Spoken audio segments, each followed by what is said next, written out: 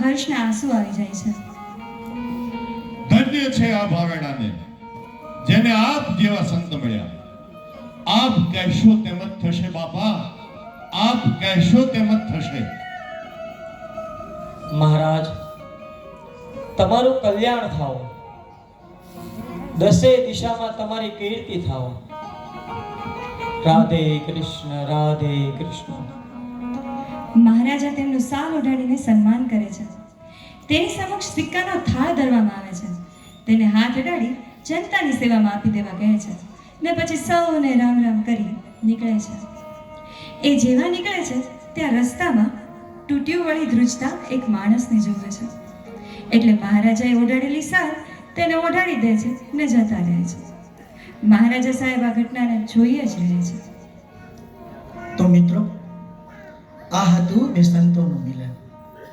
સંત શ્રી પખારામ બાપા અને સંત રૂપી રાજવી શ્રી તખ્તસિંહજી ગોહિલ, જેણે ભાવેણાની આપી સર તખ્તસિંહજી હોસ્પિટલ, જેની સેવાનો પ્રવાહ આજે પણ અવિરત ચાલુ છે. આજે આ પ્રવાહ એટલો વધી રહ્યો છે કે કેન્સર જેવા ભયાનક રોગોથી ભાવેણાવાસીઓને મુક્ત કરવા અહીં ભવ્ય યોજના ઘડાઈ ચૂકી છે. પરંપરાને જાળવી રાખવી ને એમાં ઉત્તરોત્તર વૃદ્ધિ કરતા જવાનું માનવ કલ્યાણનું કામ ભાવેણું એમાં ક્યારેય પાછું નથી પડ્યું. આમ મિત્રો, બાપાની કીર્તિ ધીમે ધીમે દશે દિશે ફેલાતી જાય છે.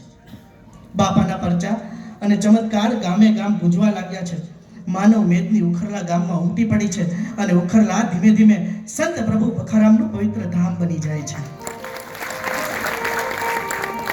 આખું ઉખરલા આનંદ અને ઉલ્લાસની હેલીએ ચડે છે. બસ આનંદ જ આનંદ, આનંદ જ આનંદ. ને મિત્રો, સંવત 1950ની સાલ, શ્રાવણ માસની જન્માષ્ટમીનો ઉત્સવ, અને એ વખતે સ્વયં ભગવાન પખારામ બાપાને તેડવા માટે આવે છે. પખારામજી ઊંચા આસને બેઠા છે. ભજન મંડળી ભજનમાં તલ્લીન છે. હાથી ઘોડા પાલકી જય કનૈયા લાલ કી, હાથી ઘોડા પાલકી જય કનૈયા લાલ કી, નંદ ઘેરા નંદ ભયો, જય કનૈયા લાલ કી, નંદ ઘેરા નંદ ભયો, જય કનૈયા લાલ કી, ગોકુળ મેં આનંદ ભયો. જય કનૈયા લાલ કી, હાથી ઘોડા પાલકી જય કનૈયા લાલ કી, નંદ ઘેરા નંદ ભયો, જય કનૈયા લાલ કી, નંદ ઘેરા નંદ ભયો. જય કનૈયા લાલ કી. હાથી ઘોડા પાલકી જય કનૈયા લાલકીના નાદથી આખું મંદિર ગુંજી ઉઠ્યું છે. જન્માષ્ટમીના ઉત્સવમાં બધા એકાકાર થઈ ગયા છે. ત્યાં ભગવાન આવે છે. બાપા અચાનક એમની સાથે વાતો કરવાનું શરૂ કરી દે છે અને ઊભા થઈ ભગવાનની પાસે જાય છે. પધારો પ્રભુ, પધારો. સેવક સરખું કઈ કામ હોય તો કહો પ્રભુ. પખા, સમય થઈ ગયો છે. તારું જીવવું તે સાર્થક કરી બતાવ્યું છે. હવે ચાલો, બસ આટલું ઘણું. ચાલો, મારે તારી જરૂર તો હોય ને. ભલે પ્રભુ, ભલે. ત્યારે આપની ઈચ્છા તે મારી ઈચ્છા. પણ પ્રભુ, આજે જન્માષ્ટમીના ઉત્સવમાં આખું ગામ આનંદી રહ્યું છે. આખો પ્રસંગ પલટાઈ જશે. જ્યાં આનંદ છે ત્યાં શોક છવાઈ જશે. સૌની આંખોમાંથી આંસુ સરશે. જમવાનું તૈયાર થઈ ગયું છે. કોઈ જમશે નહીં. આજે મારા નાથનો ઉત્સવ છે પ્રભુ.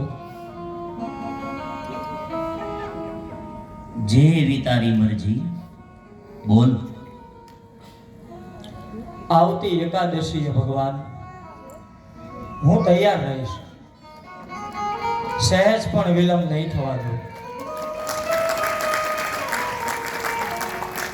સારું ત્યારે પખા, તારી જેવા ભક્ત માટે હું ફરી પાછો આવીશ એકાદશીએ. હો બાપા, કોની સાથે વાતો કરો છો? કોઈની સાથે નહીં. આ તો મારા રામનો મુરલીધરનો દરબાર છે. હજારો આવે ને હજારો જાય. એકાદશીના દિવસે બાપા વહેલા ઉઠી જાય છે. બધી જ તૈયારી કરી પોથી ખોલીને બેસે છે. પૂજા આરતી કરે છે ને ભક્તો ધીમે ધીમે આવતા જાય છે. બધાની ખબર અંતર પૂછે છે ને સૌને ચોંકાવી દે એ રીતે ઉપદેશ આપવાની શરૂઆત કરી દે છે. સૌ હાજા નરવા છો ને? અરે બાપા, તમારી કૃપા હોય અમને શું થવાનું? સારું સારું. જમ્યા? પ્રસાદ લીધો ને? હા બાપા, થયું. થોડો સમય તમારી સાથે સત્સંગ કરતા જઈએ. સારું થયું ને આવ્યા તે. હું તમારી જ રાહ જોતો હતો. મારે તમને કંઈક કહેવાની ઈચ્છા છે. હા બાપા, બોલો ને. તમે મારા માટે સાધુ, સંતો, બ્રાહ્મણો અને અતિથિઓની બહુ સેવા કરી છે. એનો બદલો મારો મુરલીધર તમને જરૂર આપશે.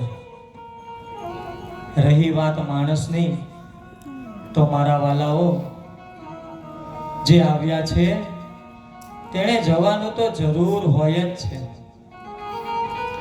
કોઈ અમરપટ્ટો લઈને આવ્યું નથી. વહેલા કે મોડા દરેકે જવાનું નક્કી છે.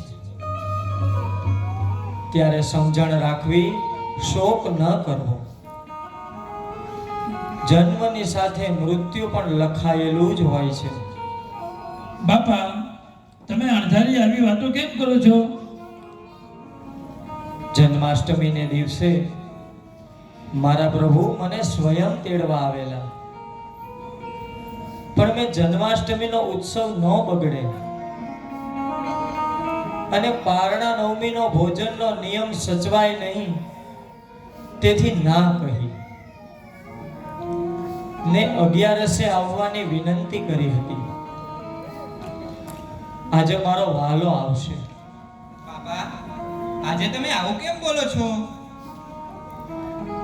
એ જ સમજાવી રહ્યો છું રામજી. આ નાશવંત કાયાનો કોઈ ભરોસો નથી.